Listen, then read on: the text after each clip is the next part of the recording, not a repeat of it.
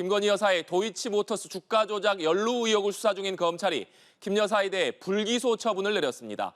검찰은 김 여사가 범행에 가담했다는 점을 인정하기 어려워 기소할 수 없다고 판단했습니다. 자세한 내용은 현장에 나가 있는 취재기자 연결해서 들어보겠습니다. 홍석준 기자 전해주시죠. 네, 서울중앙지검에 나와 있습니다. 검찰은 오늘 오전 도이치모터스 주가 조작 사건에 연루된 의혹을 받는 김건희 여사에 대해 불기소 처분을 내렸는데요. 지난 2020년 김 여사가 고발된 이후 약 4년 6개월 만입니다. 검찰은 김 여사가 시세 조종 범행을 인식 또는 예견하면서 계좌 관리를 위탁하거나 주식 매매 주문을 하는 등 범행에 가담했다고 인정하기 어렵다고 판단했는데요. 김 여사는 자신의 증권 계좌 6개를 권오수 전 도이치모터스 회장을 통해 주포들에게 위탁하거나 권 전 회장의 요청에 따라 직접 매매했다는 의혹을 받습니다.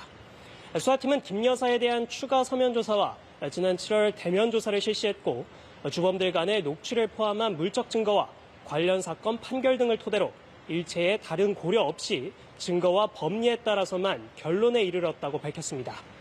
검찰은 오전 10시부터 오후 2시까지 4시간에 걸쳐 수사 결과를 브리핑하고 취재진의 질의응답을 받았는데요.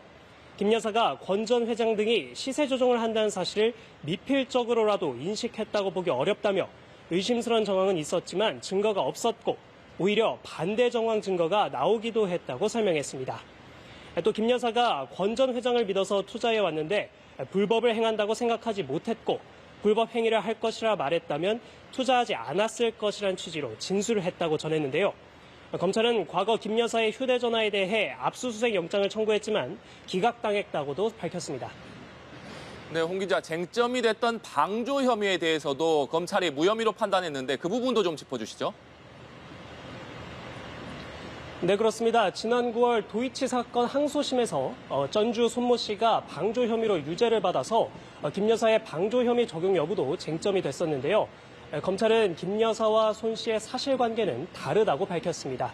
검찰은 손 씨가 다른 일반적인 전주가 아닌 전문 투자자로서 매매에 참여했고 주범들의 시세 조종 사실을 인식했다는 점이 명확히 입증된다고 조사한 건데요.